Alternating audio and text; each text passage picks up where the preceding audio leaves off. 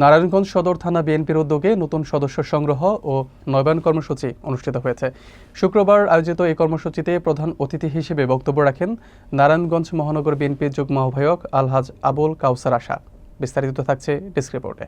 অনুষ্ঠানে সভাপতিত্ব করেন মহানগর বিএনপির আহ্বায়ক কমিটির সদস্য মোহাম্মদ আওলাদ হোসেন। বক্তারা বলেন, গণতন্ত্র পুনরুদ্ধারে দলীয় কার্যক্রম জোরদার করতে সদস্য সংগ্রহ ও নবায়ন কর্মসূচি অত্যন্ত গুরুত্বপূর্ণ। বিএনপির শক্তি হল জনগণ, আর জনগণের সঙ্গে সম্পৃক্ত থাকতে এই ধরনের উদ্যোগ প্রয়োজন। বিশেষ অতিথি হিসেবে উপস্থিত ছিলেন মহানগর বিএনপির আহ্বায়ক কমিটির সদস্য আমিনুর ইসলাম মিঠু, সাবেক সহসভাপতি হাজী মোহাম্মদ তাহের আলী, সাবেক ক্রীড়া ও সাংস্কৃতিক সম্পাদক মোহাম্মদ মনসুর উদ্দিন পলিন, জেলা যুবদলের সাবেক যুগ্ম আহ্বায়ক হাজী মোহাম্মদ কামাল প্রমুখ। এছাড়াও মহানগর ও ওয়ার্ড বিএনপির নেতাকর্মীরা বিপুল সংখ্যক অংশগ্রহণ করেন। পুরো অনুষ্ঠানটি উৎসবমুখর পরিবেশে অনুষ্ঠিত হয়।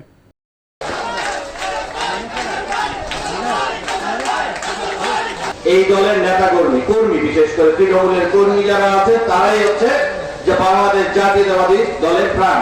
সেখানে ভয়াবহ হওয়ার কারণ হচ্ছে যদি কোনো কারণে এই নতুন সদস্য নিতে গিয়ে যারা আওয়ামী লীগের দোসর, এনসিপির দোসর, যারা মনে প্রাণে আদর্শিকভাবে জাতীয়তাবাদী আদর্শে বিশ্বাসী নয়, কিন্তু বর্তমান সময়ে নিজেদের ভালোভাবে চলার জন্য এবং চাঁদাবাজি করার জন্য এই সদস্য ফর্ম সংগ্রহ করে, সেটাই দলের জন্য হচ্ছে ভয়াবহ।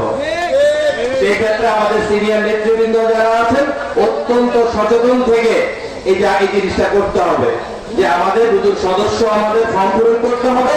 নতুন সদস্য বিশেষ করে যাদের বয়স তুলনামূলক কম, নতুন ভোটার যারা আমাদের সন্তান যারা, তাদের আমাদের নতুন ভাবে সদস্য করতে হবে। কিন্তু সেই সাথে নজর রাখতে হবে কোন পেশিবাদী, কোন মাদক ব্যবসায়ী, কোন ভূমিদস্যু যাতে কোনোভাবেই এই দলের সাইনবোর্ড নিয়ে কোন অপকর্ম করতে না পারে।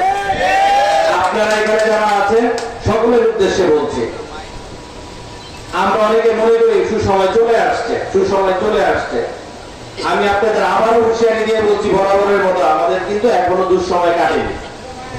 কারণ এখনো আমরা যে 17 বছর আন্দোলন করেছি একটি নির্বাচিত সরকারের জন্য।